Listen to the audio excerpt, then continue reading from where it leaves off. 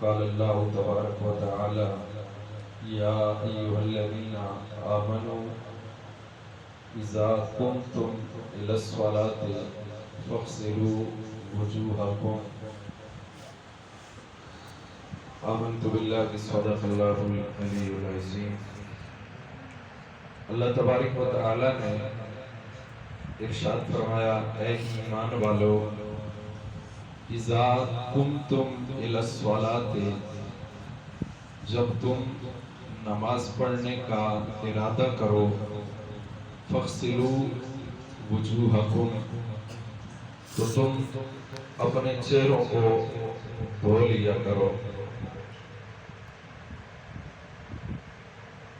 وَأَيْدِيَكُمْ إِلَى الْمَرَافِقِ، اور اپنے دونوں ہاتھوں کو کونیوں سمیت دھو لیا کرو،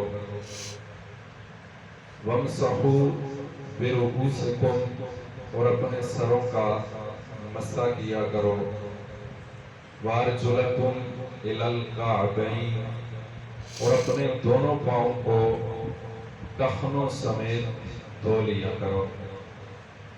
قرآن پاک کی اس آیہ مقدسہ میں اللہ تبارک و تعالی نے وضو کے متعلق بیان فرمایا، اور فرائض وضو انہی کے متعلق کہا گیا کہ یہ وضو کے فرض ہیں۔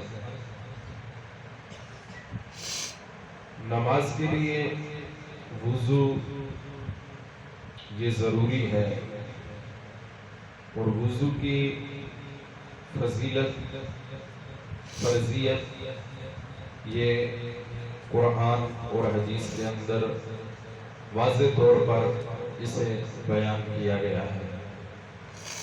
نبی پاک صلی اللہ تعالی علیہ وآلہ وسلم نے اپنے صحابہ کرام علیہ رضوان سے ارشاد فرمایا، میرے صحابہ،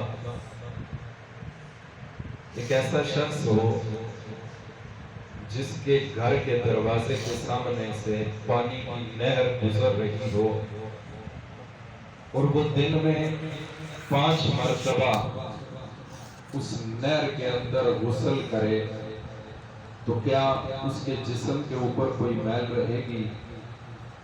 صحابہ کرام علیہ رضوان نے عرض کی، یا رسول اللہ صلی اللہ تعالی علیہ وآلہ وسلم، ایسا تو نہیں ہو سکتا کہ جو بھی 5 مرتبہ دن میں پانی کی نہر کے اندر غسل کرے اور اس کے جسم پہ میل رہ جائے، یہ نہیں ہو سکتا۔ تو نبی پاک صلی اللہ تعالی علیہ وآلہ وسلم نے ارشاد فرمایا، اسی طرح میرا جو امتی نماز ادا کرنے کے لیے 5 وقت وضو کرے گا، اللہ تبارک و تعالی اس کے جسم کے سارے گناہوں کو معاف فرما دے گا، اس کے جسم کے سارے گناہوں کو معاف کر دے گا، اس کے جسم کو گناہوں سے پاک کر دے گا۔ اب وضو کی کتنی بڑی فضیلت ہے، اور وضو نماز کے لیے پھر جتنا کامل وضو کیا جائے اتنا ہی اس کے اندر نماز کامل ہوگی۔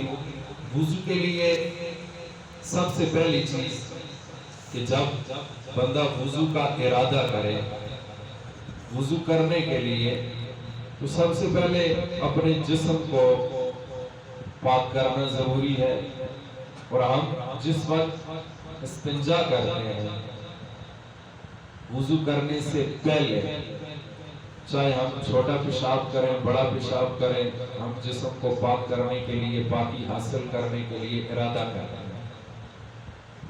سب سے پہلی چیز آج کے دور میں بہت بڑا گناہ جسے ہم گناہ نہیں سمجھتے، وہ یہ ہے کہ ہم پیشاب کے قطروں سے بھی نہیں بچتے، اور پیشاب کرتے وقت ہم یہ نہیں سوچتے کہ ہم کس جگہ پیشاب کر رہے ہیں، ہمارا چہرہ کس طرف ہے، اور کون سی چیز سے ہم پیشاب کے قطروں کو خشک کر رہے ہیں۔ یہ 2-3 ایسی بہت بڑی غلطیاں ہیں۔ پہلی چیز نبی پاک صلی اللہ تعالی علیہ وآلہ وسلم نے ارشاد فرمایا استنزہوا من البول فإنها عامۃ من عذاب القبر، کہ اپنے آپ کو پیشاب کے قطروں سے، پیشاب کے چھینٹوں سے بچاؤ۔ کیوں؟ فإنها عامۃ من عذاب القبر، قبر کے اندر لوگوں کو زیادہ عذاب اس وجہ سے ہوگا کہ وہ پیشاب کے قطروں سے نہیں بچتے۔ پہلی چیز تو آج ہمیں دیکھنا ہے کہ ہم کتنی اس چیز کی احتیاط کر رہے ہیں، ہم کتنا اپنے آپ کو بچا رہے ہیں، ہم کتنی احتیاط کر رہے ہیں۔ یہاں پر تو شریعت کے اندر تو اتنا کہا گیا کہ جس وقت آپ پیشاب کریں، کرنے کے بعد پھر آپ اپنے دل کی تسلی کے لیے، اگر آپ کو اس طرح کا کوئی مسئلہ ہے تو آپ کھانسیں، آپ چند قدم چلیں تاکہ آپ کو یقین ہو جائے کہ میرے پیشاب کے قطرے خشک ہو چکے۔ یہ کام تو کرنا دور کی بات ہے، ہم تو اتنی پرواہ نہیں کرتے، بس ہم سمجھتے ہیں کہ ٹھیک ہے ہماری زندگی گزر رہی ہے، لیکن فرمایا یہ قبر کا جو عذاب ہے وہ اس وجہ سے بھی ہوگا کہ تم لوگ پیشاب کے قطروں اور چھینٹوں سے نہیں بچو گے۔ تو ہمیں اپنے آپ کو اس گناہ سے بچانا چاہیے۔ دوسری چیز، نبی پاک صلی اللہ تعالی علیہ وآلہ وسلم جس وقت ہجرت کر کے مکہ المکرمہ سے مدینہ المنورہ تشریف لائے تو سرکار علیہ السلام کے انصار صحابہ کرام جو وہاں موجود تھے، وہ جس وقت پیشاب خشک کرتے تھے، استنجا کرتے تھے، تو وہ پتھر یا مٹی کے ڈیلے استعمال کرتے تھے اور ساتھ پانی استعمال کرتے تھے۔ اب اللہ تبارک و تعالی نے ان کے متعلق فرمایا واللہ یحب المطہرین، کہ میں اللہ زیادہ پاک رہنے والوں کو پسند کرتا ہوں، جو زیادہ پاکی اختیار کرتے ہیں، زیادہ پاک رہتے ہیں، میں انہیں زیادہ پسند کرتا ہوں۔ سرکار علیہ السلام کے مہاجر صحابہ خدمت اقدس میں حاضر ہوئے، عرض کی یا رسول اللہ یہ آیہ مقدسہ ان کے متعلق نازل ہوئی تو یہ کون سا عمل کرتے ہیں؟ فرمایا کہ یہ جب استنجا کرتے ہیں مٹی کی ڈیلیں بھی استعمال کرتے ہیں اور ساتھ پانی بھی استعمال کرتے ہیں، لیکن وہ چیز تو بہت کم ہو چکی ہے۔ لیکن ہمیں یہ سوچنا چاہیے کہ جتنا بھی ہو سکے ہم اپنے آپ کو ایک تو پیشاب کے چھینٹوں سے بچائیں، پیشاب کے قطروں سے بچائیں، تاکہ ہم عذاب الہی سے محفوظ رہ سکیں، وگرنہ یہ نہ ہو کہ کہیں ہم سب کچھ کر کے بھی اللہ کے عذاب کے مستحق بن جائیں۔ اللہ ہمیں اس سے محفوظ فرمائے۔ اس کے بعد جس وقت آپ وضو شروع کرتے ہیں، وضو کے اندر سب سے پہلی چیز ہے کہ جس وقت آپ وضو شروع کریں، وضو کرنے سے پہلے آپ بسم اللہ شریف پڑھیں۔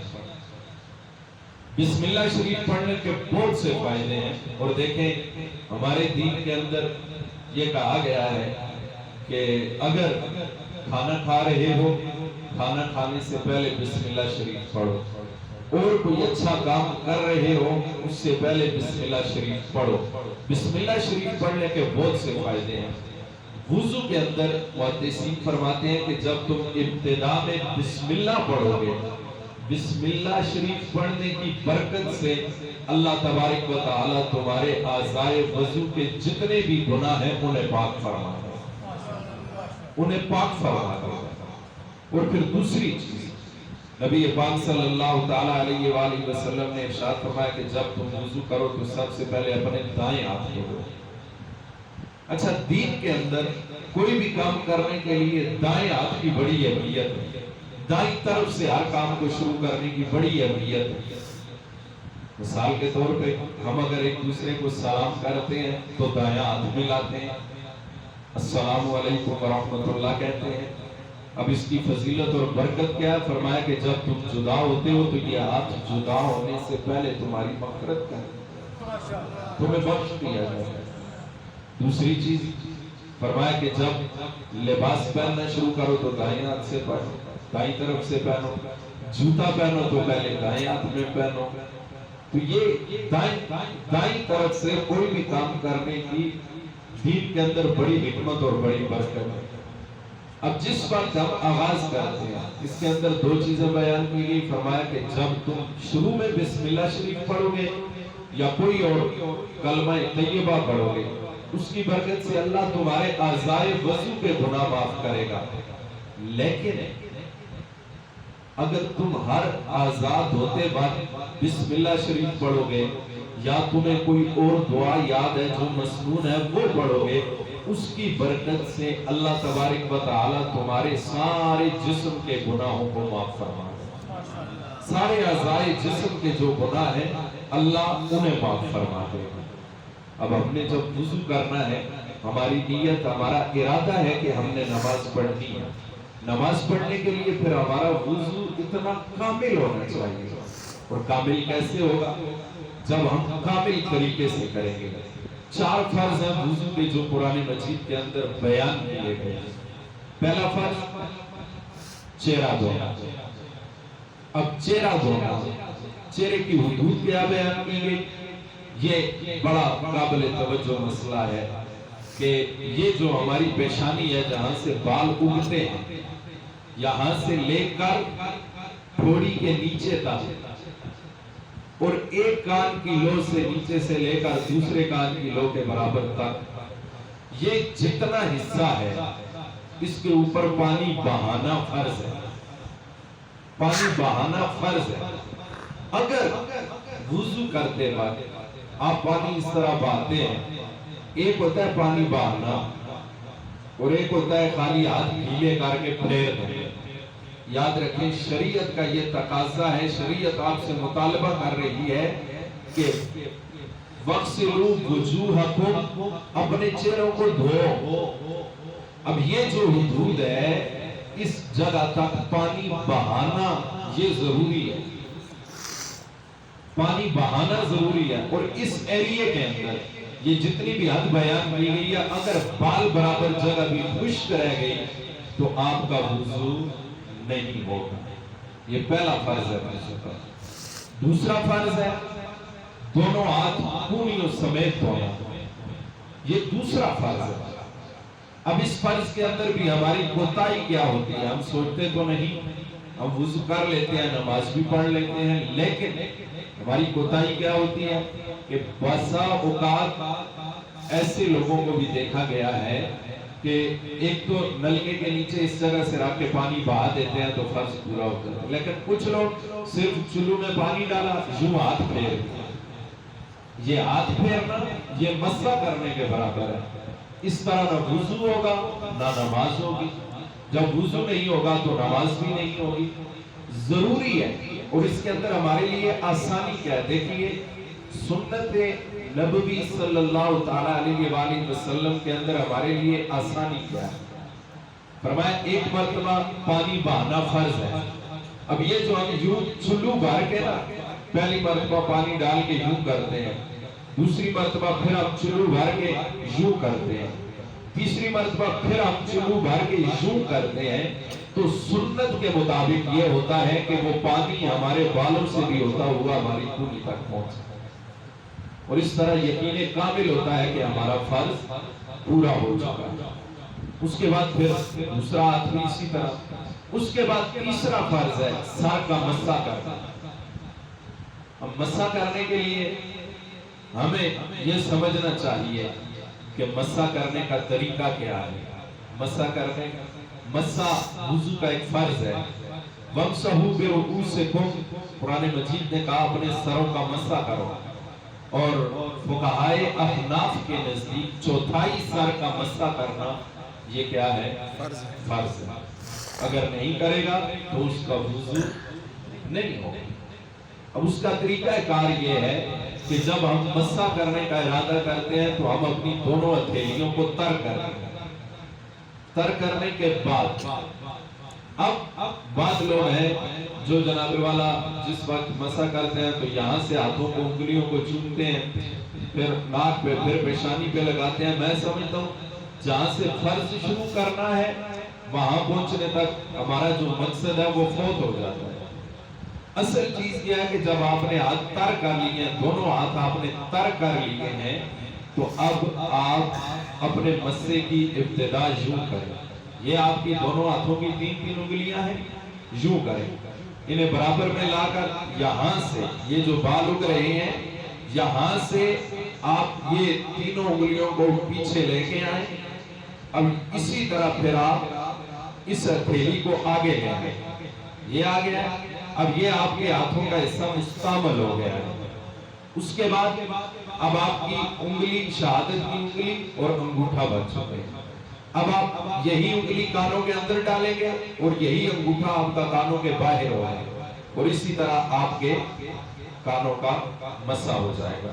اس کے بعد یہ جو انگلیوں کا ظاہر بچا ہے، یہ جو انگلیوں کا بچا ہے، یہ آپ گردن کا مسا کریں گے. گردن کا مسا کرنے کے بعد پھر آپ نے اپنے پاؤں دھونے.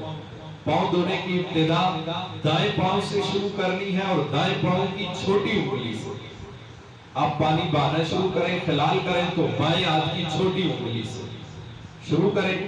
اسی طرح آپ بائیں ہاتھ کی چھوٹی انگلی تک چلے جائیں. اور اس کے بعد پاؤں دھوتے وقت آپ اس چیز کا خیال کریں کہ یہ جو آپ کا گٹا ہے، ٹخنا ہے، اسے آپ نے پورا دھونا ہے. اس ٹخنے سے پاؤں کی انگلیوں تک درمیان میں جتنی بھی جگہ ہے، کوئی بھی جگہ بال کے برابر بھی خشک نہیں رہنی چاہیے.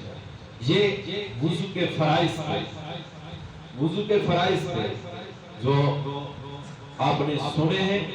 کوشش کریں آپ کی جو وضو کرنے کے اندر غلطی ہے، آپ کی جو کوتاہی ہے، آپ اسے دور کریں. وضو کے بعد وضو کے اندر ایک آسان سا بہت پیاری بات ہے اللہ کے ایک ولی نے لکھی ہے. فرمایا کہ جس وقت ہاتھ دھونا تو یہ نیت کرو کہ یا اللہ، ہاتھ دھونے کی وجہ سے، اس برکت سے کل قیامت کے دن مجھے اصحاب الیمین میں شامل فرما. یعنی ان لوگوں میں شامل فرمانا جن کا نامہ اعمال ان کے دائیں ہاتھ میں ملے گا. اور جب منہ میں پانی ڈالو کلی کرنے کے لیے، تو اس وقت یہ ارادہ اور یہ نیت کیا کرو کہ یا اللہ، کل قیامت کے دن مجھے حوض کوثر کا پانی نصیب فرما. اور جب ناک میں پانی ڈالو تو یہ نیت کرو کہ یا اللہ، کل قیامت کے دن مجھے زقوم جو جہنم کی بدبو ہوگی اس سے محفوظ فرمانا، اور جنت کی خوشبو میں میرا مقدر فرمانا. جب چہرہ دھونے لگو تو اس وقت تمہاری نیت ہونی چاہیے کہ یا اللہ، میرے چہرے کو اس وقت سلامت رکھنا جس وقت بہت سے چہرے بگاڑ دیے جائیں گے، بہت سی شکلیں مسخ کر دی جائیں گی. یا اللہ، اس وضو کی برکت سے میرے چہرے کو سلامت رکھنا. اور جب اپنے دائیں ہاتھ دھو، یا اللہ، کل قیامت کے دن میرا نامہ اعمال میرے دائیں ہاتھ میں تھامنا، میرے دائیں ہاتھ میں عطا کرنا. جب بایاں ہاتھ دھو، نیت کرو کہ یا اللہ، کل قیامت کے دن میرا نامہ اعمال مجھے بائیں ہاتھ میں نہ دینا. اور جب سر کا مسا کرو، یہ نیت اور ارادہ اور سوچ ہو، یا اللہ، کل قیامت کے دن اپنے عرش کا سایہ مجھے عطا کرنا جس دن کوئی سایہ بھی نہیں ہوگا. اور جب پاؤں دھونے لگو، یا اللہ، میرے پاؤں کو ثابت قدم رکھنا اس وقت جس وقت پل صراط کے اوپر بڑے بڑے لوگوں کے قدم لرزا جائیں، لرزا بر اندام ہو جائیں. تو ایک وضو کے اندر ہمارے لیے کتنی برکت ہے، ہمارے لیے کتنی فضیلت ہے، ہمارے لیے کتنی عظمت ہے. اگر ہمارا وضو کامل ہو گیا تو انشاءاللہ ہماری نماز بھی کامل ہو جائے گی. یہ وضو کے فرائض تھے جو میں نے آپ احباب کی خدمت میں عرض کیے. کل انشاءاللہ وضو کی سنت ہے، وضو کے اندر سنت کیا ہے، اور یہ جو ہم وضو کے اندر ہر اعضاء کو 3 مرتبہ دھوتے ہیں، اس کی فضیلت اور اس کی برکت کیا ہے، انشاءاللہ کل ہم بیان کریں گے. اللہ تبارک و تعالی ہمیں دین سمجھنے کی توفیق عطا فرمائے.